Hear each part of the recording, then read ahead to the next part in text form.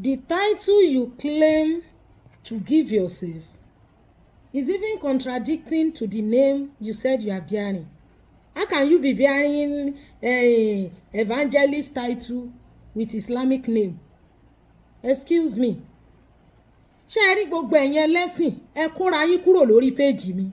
The fact that you cannot afford to go to school should not be a blame on me.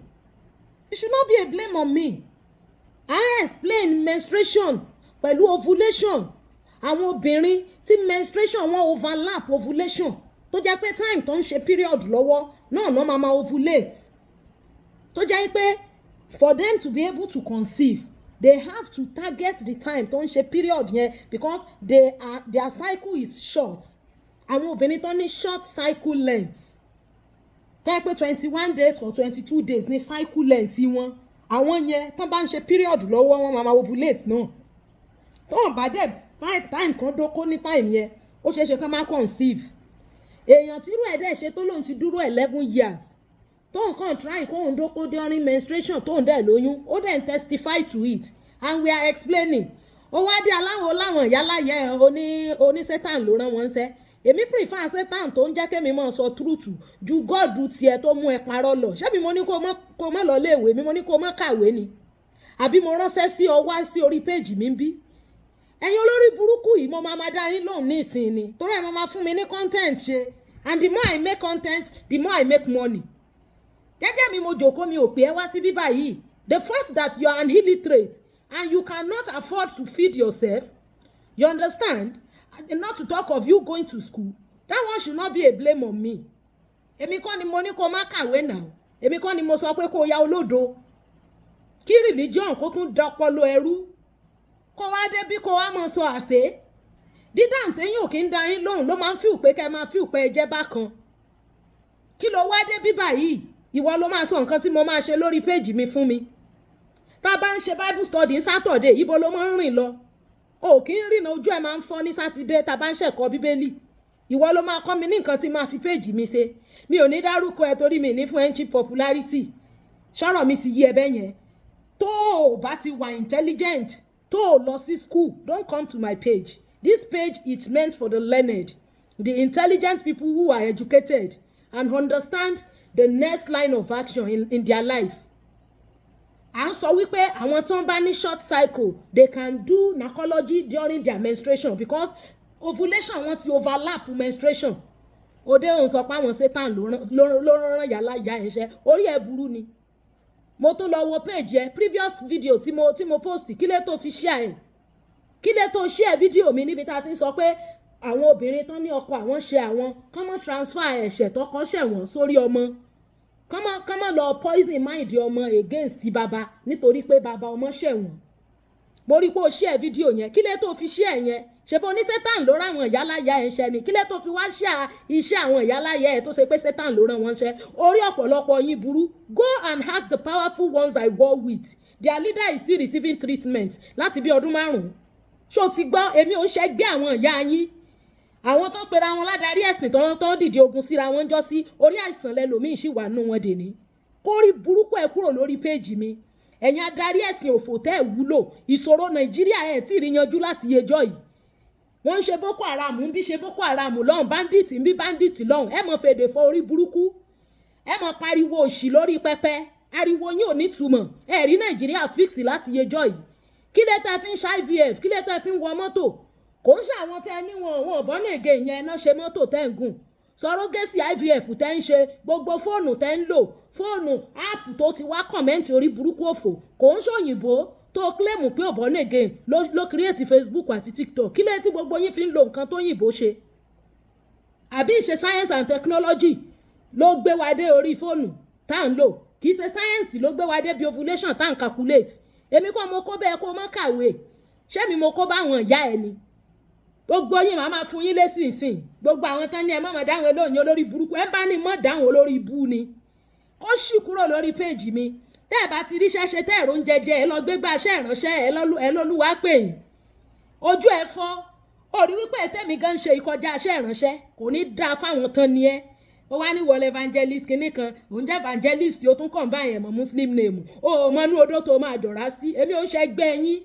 so ti yẹ bẹ́ẹ̀ yẹn gbogbo àwọn tí wọ́n gbógun tira wọn jọ sí wọ́n sì ń gba treatment nsìn ó kó sì kúrò lórí péjì mi èsì téyàn kì í fún ìyẹn ló jẹ́ kẹ́ ẹ grow wings ṣé mi mo ní o má kàwé ni àbẹ́mi mo ní o má lọ school kó o má mọ difference between ovulation and menstruation obìnrin tó bá ní short cycle tó bá lòun òdòkó during menstruation kò lè bímọ tí Jésù ó fi dé bẹ́ẹ̀ ni torí táìmù tó menstruate yẹn náà ló ovulate ovulation ẹ ti overlap menstruation ẹ because short cycle ló ní ó wá dé o láwọn ìyá láyé ó wá ń wẹ́ni tí ó táàgì ẹ ẹni tí ó táàgì ẹ kó lè grow page ẹ kò ní dáa fáwọn tó ní ẹ kò ní dáa fún n tó olóògbàgbọ́ nǹkan kò ní dáa fún ṣé mo pè ẹ́ wá sórí page mi ṣé mo invite ẹ wá bí èèyàn olórí burúkú má ṣàǹfààní láti yẹjọ́ ìtí Nàìjíríà ti wà nínú pọ́blẹ́mù kí lẹ rí ṣe sí gbogbo òfèdè fọyín gbogbo ẹ̀sìn kí ni importance ẹ̀sìn ní Nàìjíríà what is the benefit of religion in Nigeria ebe fi ń kéjì àwọn èèyàn náà ni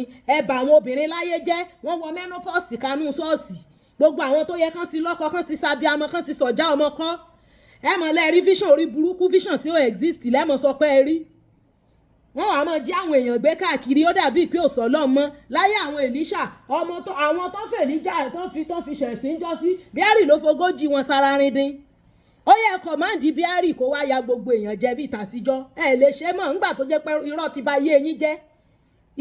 yé yín jẹ́ gbogbo táwọn èèyàn ń ṣe ní ìsìn ta ló díẹ̀ ta náà bí dá aláyé àwọn wòlíì Ọlọ́run gidi ẹ wàá dé mi ò mọ̀ ṣèdánilẹ́kọ̀ọ́ tèmi ẹ lanu gbàgàdà bí ilẹ̀kùn lé yín èébù máa fi máa tì yín dànù sìn máa bú yín kí n tó blọ́ọ̀kù yín ẹ lọ kọjú mọ́ sọ̀rọ̀ ògbésí ayé yín kẹran sọ yín bí ó ti ya ẹran sọ yín níbi tó ti ya ngbọ wá ní wọlé evangelist tó attach evangelist mọ́ muslim name àmúlùmọ́lá òmọ́nú odó tó fẹ́ dọ̀rà sí gan tó bá jọ́ sàkálà kọ́ jọ́ sàkálà tó bá jọ́ sòkòlò kọ́ jọ́ sòkòlò ibo ló ti wá tó lókun lọ́rùn màmá fún yín lé sí ọ̀rọ̀ yín lódìdí ní ìsinmi ẹ̀yin alábùkù gbogbo ń tẹ́ ń ṣe òní kò ní pààtì láti yẹ ọdún yìí kí láǹfààní kí làlámọ̀ rí èfèdèfọ̀ tẹ́ ń ṣe kí làlámọ̀ rí àdúrà tẹ́ ń ṣe kí làlámọ̀ rí ẹ̀ kò lálàmọ̀ rí kankan láyé àwọn wòlíì Èlíṣà ilé wòlíì Èlíjà táná bí dá eléyìí tó lọ rèé bẹ́ẹ̀ Èlíjà tó ní ọba ń pè ó ní bọ́wọn bá jẹ́ wòlíì Ọlọ́run kí ní ó sọ̀kalẹ̀ kójó gbogbo àwọn sójà wọn run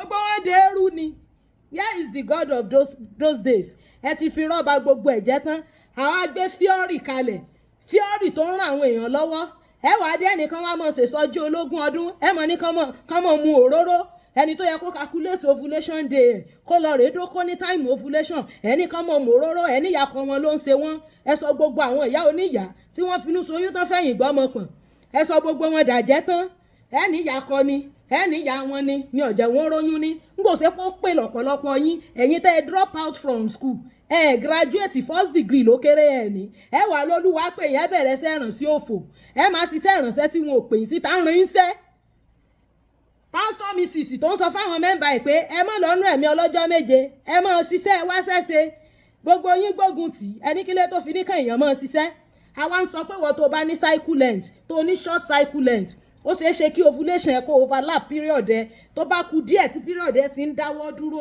lọ rèé dó okó ń gbà yẹn ẹ díẹ̀ ní satan ló ràn yín ṣe orí burúkú lẹ máa ṣe èmi prefer satan tí ń sòótọ́ ju gọ́ọ̀dù tẹ̀yìn kóòtù tó ṣe pé rọ́ní ń palọ̀ ta ló pè yín wá bí.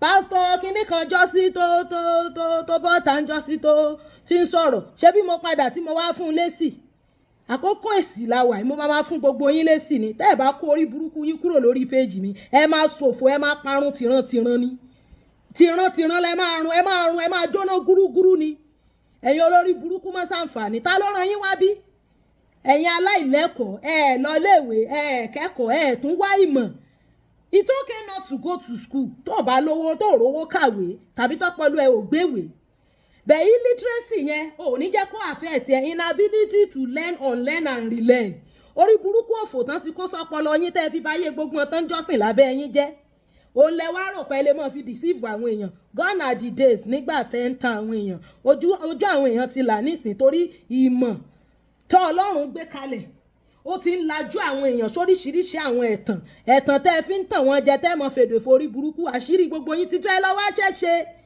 go and find job to do gbogbo àìjíjà ìrìnàṣẹ́ eléyà ṣe kíní kan olúwa ẹ máa purọ́ táwọn èèyàn jẹ so tá a bá gbé tíọ́rì kalẹ̀ tó máa járọ yín tó máa já ẹ̀tàn yín ẹ wàá ní Satan ló ràn yálàyà yín ṣẹ́ orí yín burú ta ló sọ fún yín pò ní ìdí gọ́ọ̀dù yín ta ló ní ìdí ọlọ́run yín Satan tèmi tí ń lajú àwọn ènìyàn sí òtítọ́ tó ń lajú àwọn ènìyàn sí òdodo tó ń mú àwọn èèyàn kúrò nínú ìgbèkùn ẹ̀yin olórí burúkú aláìníṣẹ́ wòlíì èmi prefer Satan yẹn jọ ọlọ́run tẹ̀yìn ọlọ́run yín tẹ́bi ń pa ọlọ́run yín tí òrò ń jẹjẹ tẹ́bi ń pa tó ṣe pé nígbà tán bá drop àwòkọ́ ọlọ́run yín tó jẹun ọlọ́run ní jẹ́ kí n mọrú ọlọ́run báwọn ẹ̀yin olórí burúkú má ṣàǹfààní wọ́n bá ti bí ọdá tó mọ̀ bọ̀ lórí péèjì mi bóyá mo pè ọ́ wá bí bó ṣe rí nìyẹn obìnrin tó bá ní short cycle length tí ò bá dókó ńgbà tó ń ṣe nǹkan oṣù kò lè lóyún tí Jésù ó fi dé olórí burúkú ẹ̀yin pásítọ̀ èké ìlẹ́mọ̀ gbowó lọ́wọ́ wọn ẹ̀ ní sọ fún wọn kán wá ìmọ̀ kán lọ calculate cycle length wọn kán ṣe necessary test tó yẹ kán ṣe ẹ máa pariwo orí burúkú sẹ́mi mo kó bọ́ ọ ni irú yín báyìí àwọn ìyàwó olórí burúkú lẹ fẹ́ àwọn ìyàwó òfò okó àtòbò tá ń sọ ó ń ka yín lára nígbẹ̀rún bòdò àwọn ìyàwó yín ti dọ̀gá mọ́ yín lọ́wọ́ nínú ilé á sọ fún yín pé kẹ́ jòkó síbẹ̀ yẹn ẹ wá gorí púpìtì ẹ máa purọ́ òfò ẹ mọ̀ praise ọmọ mi pásítọ̀ ìyàwó yín tó ṣe pé ó ti mọ̀ pé tó o bá praise ẹ lórí ọ̀tá yẹn odidi ogun ló máa gbé tiẹ̀ nù ilé ẹ máa pretend gbogbo àṣetẹ̀ ń sọ̀n sẹ́ rò pé ó jẹ àwa mọ́ bíi tayé àtijọ́ ni ẹ rà náà sẹ́rí okó àtòbò kí ló wá débi okó àtòbò ìwọ tó ní mò ń sọ̀rọ̀ okó àtòbò tó dẹ̀ mọ̀ pé mò ń ṣe bible study sátidé sórí pálábòsí ni ọ́ ó túmọ̀ sí pé okó àtòbò yẹn ló ń wù ẹ́ gbọ́ òróbòdó ni òrí òbòdó òbò tó òrídó ló ń kan ẹ́ lára òróbòdó ni èmi kọ́ mo ní kó fọ́ lórí burúkú sílé èmi kọ́ mo ní kó gbéyàwó òfò sínú ilé èmi kọ́ mo ní kó fẹ́ yàwó tó dirun mọ́lẹ̀ sí ọlọ́run tọ́ ẹnu ẹ̀ ò ká sẹ́nu ẹ̀ ká yàwó ẹ̀ ni ṣé bá a mọ̀ tán rẹ́ ṣé bá a mọ̀ sẹ́nu ẹ̀ ká yàwó tó fẹ́ sílé sẹ́nu ẹ̀ ká ṣé bí wọ́n á sọ fún ẹ kó jòkó síbẹ̀ yẹn ni wàá tún dórí ọ̀tà wàá lọ pírèsì ẹ̀ àwọn olórí burúkú má ṣàǹfààní torí wọn ò pé náà àwọn náà mọ̀ bìlíìfù ẹ̀ láti bí ìyẹ́ ẹ̀dá jẹ́ tó ń jọ lórí péjì mi èébú máa fi máa lẹ́yìn wọnú igbá ẹ máa wọlẹ̀ lọ ní bí àwàdà bí eré ẹ máa wọlẹ̀ lọ ní ẹ̀yin ẹlẹ́sìn olófo kí ni importance ẹ̀sìn ní Nàìjíríà àti kìíní àti kejì àti kẹta kí ni importance tó bá ń ṣe ìmọ̀ tá a wá tó ń ṣẹ̀ṣẹ̀ ń tú wa sílẹ̀ kúrò nínú ìgbèkùn ẹ̀yin ẹlẹ́sìn ẹ̀yin adarí ẹ̀sìn òfò láti bí ọ̀dà jẹ́ nítorí kọ́mẹ̀ntì ẹ lórí péjì mi orí burúkú máa sọ jẹ́lẹ́gùn gbá omi